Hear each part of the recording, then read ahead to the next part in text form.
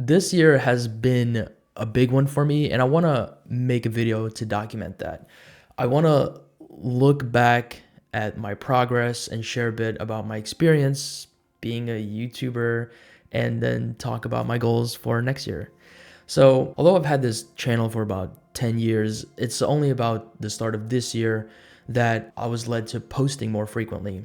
Just before I started posting to TikTok, I was losing hope in social media. I felt like I was putting my best work out there and nobody cared.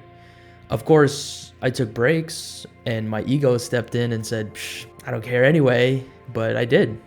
Then when TikTok came around, I started noticing more artists moving to it and talking about how like, hey, you should move to TikTok because that's where the growth is happening. Even though I still felt late to it, within my circle of friends and artists, I was like the only one using it. But it was scary because I was new to posting videos of myself, of my voice. And for a while, I just stayed away from that. I used like the little robot voice and, text on screen, stuff like that, just because I was scared, nervous, insecure, whatever you want to call it. But over time, it helped me grow that confidence, and eventually it led me to posting videos of my work. Like at first I was just posting videos of life stuff, edits, things that wasn't content that wasn't showing my face or required me to talk or anything like that. It was just these kind of, aesthetic edits, and that was fun. I like doing that kind of content. I like editing videos and just being creative in a different way. It's kind of an emotional thing, and I really do feel good when I make that content. So eventually I got into kind of like the trends of TikTok and started posting my art through the trends. So like stitching and all this kind of stuff. So that really inspired me to eventually start posting more things about myself, my ideas, and the work. And with each post, I got more engagement. It felt real and it felt rewarding in a way that it never did before. And while on Insta at the same time, I made constant threats of just deleting the account because it was going nowhere. It was so crazy seeing my account growing and my presence and everything was just on the up on TikTok, but on Instagram, it was dead. And eventually from TikTok, I got enough comments asking for tutorials and how-tos. So I figured it was time to fire up the old YouTube channel. And those early videos on my YouTube channel are just extensions of my TikTok content. So short-formed, focused on a single topic, but eventually the videos themselves grew and I was able to show more of my process, cover more topics, and then the goal was to take those clips from the YouTube video and then post them on TikTok. So it's kind of cyclical. It became cyclical in that way. And you want to know something cool? It felt so good. It felt so good to make art and content just for the sake of it. And it felt even better knowing my little bit of knowledge was helping people, helping art students just like I was a couple of years ago, helping artists who were new to art as a career in general. And they all had the same questions I had, except this time I was the one helping the artists. It felt like I was giving back to a younger version of myself. It was so pure, and I wanted to offer as much help as I possibly could. And it just felt amazing. So eventually it started to feel like my TikTok was dying off because I was also taking the TikToks and cross-posting them to everything else just to kind of have a presence there and always get a comparison and to see like what's, how each platform is doing compared to the other. But eventually I did notice my TikTok started to kind of die off. And I don't know if it was their algorithm changed, but one thing I know for sure was Instagram's algorithm changed, because I felt it immediately. It was like a major transition happening in real time. And this video was the one that was responsible for it, for at least my transition of like moving from one platform to the other. And it was ironically about hitting a major milestone on TikTok. This video introduced me to a whole world of content that felt original to me and connected me with an audience that wanted more. And that was the Akira series. I created assets for myself and then I would release those free. I made tutorials.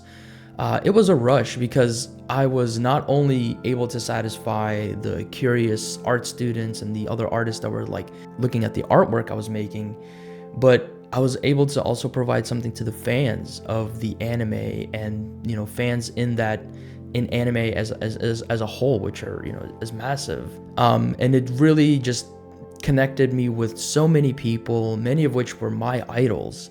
It really started to show like how many people were obviously into Akira, but into anime, into 3D, into all of this stuff. It's like what I was doing was connecting me on a deeper level to a lot of really cool creative people. Just people I would have never imagined ever following me, let alone like contacting me to just say like what I'm doing is cool. It was so incredibly validating. And I'll never forget the everyday milestones I felt like I was hitting.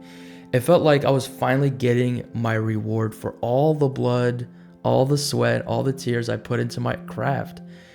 People wanted me. And I mean, I know that it feels weird to say that. It feels like oddly vulnerable to say that, but I felt like people wanted me and they wanted to support me. It was just so heartwarming, and I truly believed, I feel like it healed some stuff. Like it was just such a massive experience for me. So it was so pivotal. So I ended up going into the system where I made reels for Insta, and then I would make a video about that reel on YouTube. And it was a great system, one where I focused on growing the YouTube channel, because I knew at the end of the day there was no money to make off of Instagram versus YouTube, where it's just like a whole thing already. So my goal is to eventually monetize the channel and be able to make more and better content for it. I want to interview, like for example, I want to interview artists and share that with you. I want to interview my friends and artists that I look up to and ask them about their process and feelings and all this kind of stuff about art, and just present that for you. I want to be able to create better educational content in all of the fields that I know. I want to create a community to spread more support further.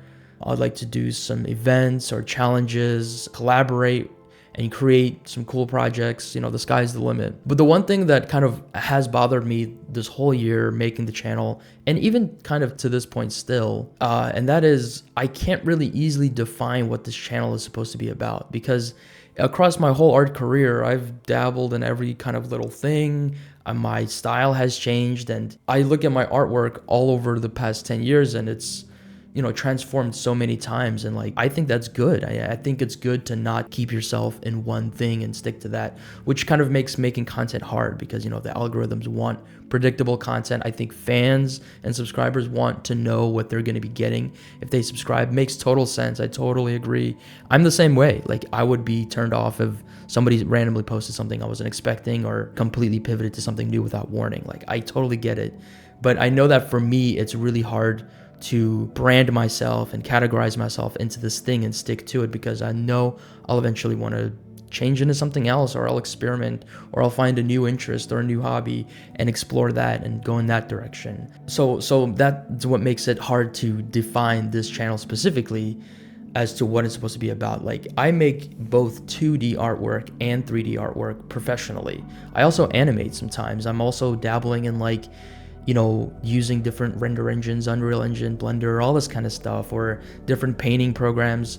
I do oil paint sometimes, I do drawing sometimes. I like creating art in multiple different ways, and I love to explore art and how to make art. So I think the best way I can categorize this channel is to just say that it's a resource. I went to art college, so I can talk about that. I had a freelancing career and somewhat still do, so I can talk about that. I'm also still a student in many ways.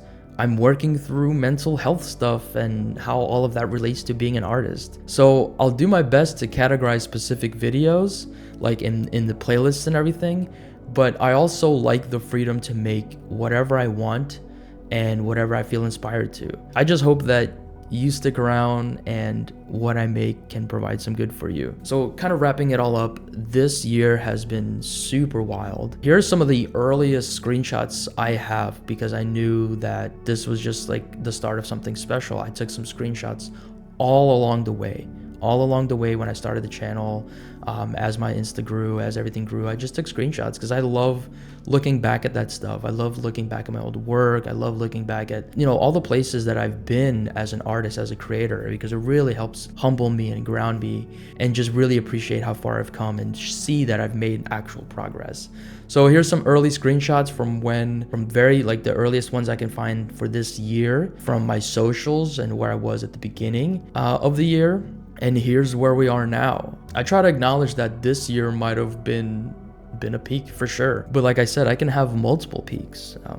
Maybe next year there won't be as many surprise spikes, because I would like to talk about how my Instagram just skyrocketed. And in a lot of ways, I feel bad about that because I wasn't able to be there for every little moment. Like I had milestones in my head that I would witness and that I would celebrate and I would make art around, and I just blew right past all of that stuff. And in a way, like, I don't want to ignore all of the milestones that I did hit.